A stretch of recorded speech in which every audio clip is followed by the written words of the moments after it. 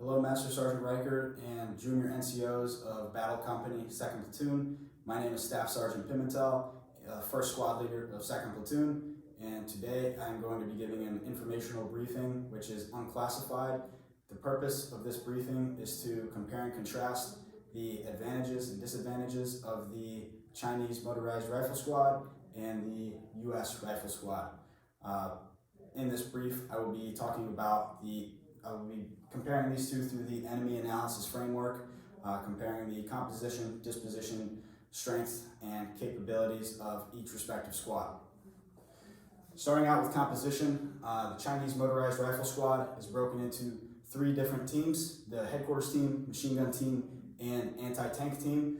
Organic to the headquarters team is your 1 squad leader, 1 assistant squad leader, and 1 driver. That driver is also going to double as your gunner within the CSK-14 for dismounted operations. The CSK-14 also contains a remote weapon system, and your leadership is going to be held within this CSK-14 through the squad leader and assistant squad leader. Moving to the machine gun team, there's 1 machine gun in the machine gun team, 1 assistant machine gunner, and then there's going to be 1 sniper within the machine gun team, organic to every single Chinese Motorized Rifle Squad per doctrine.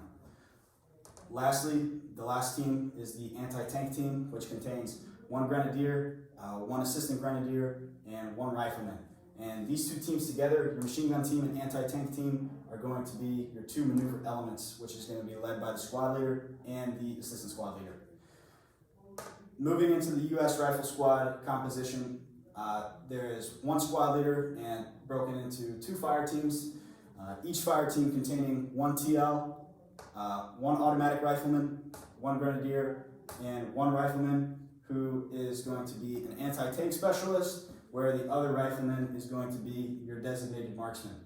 So immediately looking at the differences between these two, this is just broken into 2 fire teams, whereas the Chinese Motorized Rifle Squad is broken into 3 different teams, where the second difference here is that the machine gun team focuses solely on the machine gun aspects as well as having a sniper element, whereas the U.S.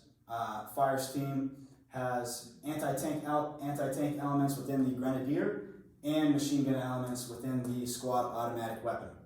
So that is the biggest takeaway from the composition of the Chinese Motorized Rifle Squad compared to the U.S. Rifle Squad.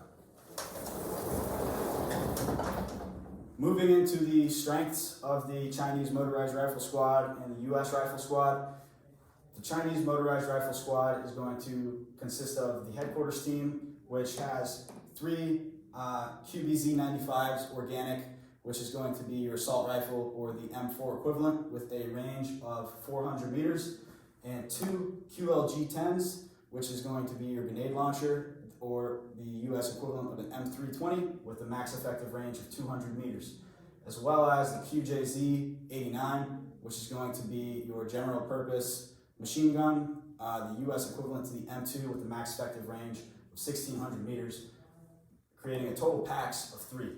Moving into the machine gun team, their weapons include 1 QBU-88, which is going to be the sniper rifle, equivalent to the U.S. M10 sniper, having a max effective range of 1,000 meters, and 1 QJY-88, which is your light machine gun, equivalent to the U.S. M249, with a max effective range of 1,000 meters, creating a total PAX of 3. And then 1 anti-tank team consisting of 1 DZJ-08, which is the rocket launcher or the equivalent of the American AT-4 with a max effective range of 300 meters, and 2 QBZ-95s, which is your assault rifle, creating a total PAX of 3, bringing your total PAX within the squad to 9. Unique to every single Chinese motorized squad is going to be that CSK-141, which is their light tactical vehicle, equivalent to the US JLTV. Moving into the U.S. Rifle Squad, there's 1 squad leader with the M4, and then each fire team is going to contain 1 M249 and 1 M320, as well as 3 M4s within each fire team, creating a total PAX of 4 within each fire team and a total packs of 9 within each squad. So the biggest takeaways here is that the weapons, a lot of weapon systems are very similar. However, the advantage that the Chinese motorized squad has over us is that CSK 141 and the sniper rifle which they possess. So that is going to be crucial and very decisive on the battlefield.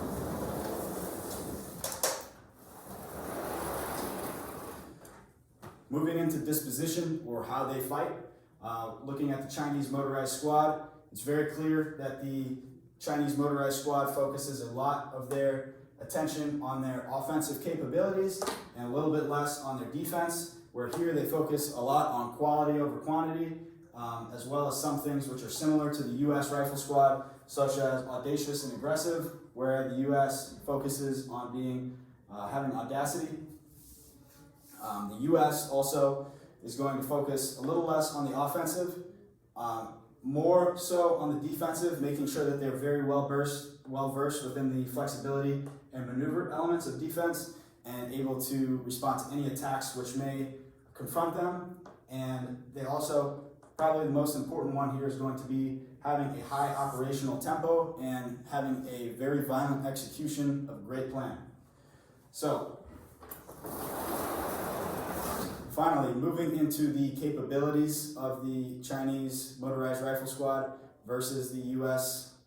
Rifle squad, there are disadvantages and advantages to both sides. Some advantages that the U.S. motorized rifle squad has is the anti-tank capabilities, as they have an entire section donated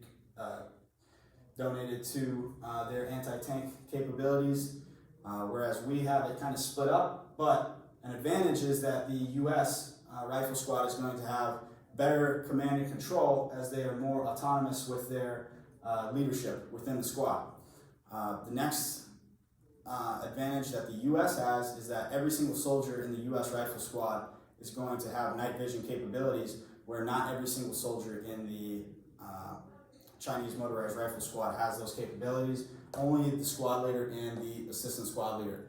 So, in conclusion, the key points of this discussion were the composition, disposition, strength, and capabilities, and it is very essential for mission readiness that every single junior NCO within Battle Company is extremely well versed in all of these different elements of the enemy analysis framework for not only the U.S. Rifle Squad and Chinese Motorized Rifle Squad. So if any questions arise, you can reference ATP 7-100.3 and ATP 3-21.8. So if anybody has any questions, that will conclude the brief. Thank you.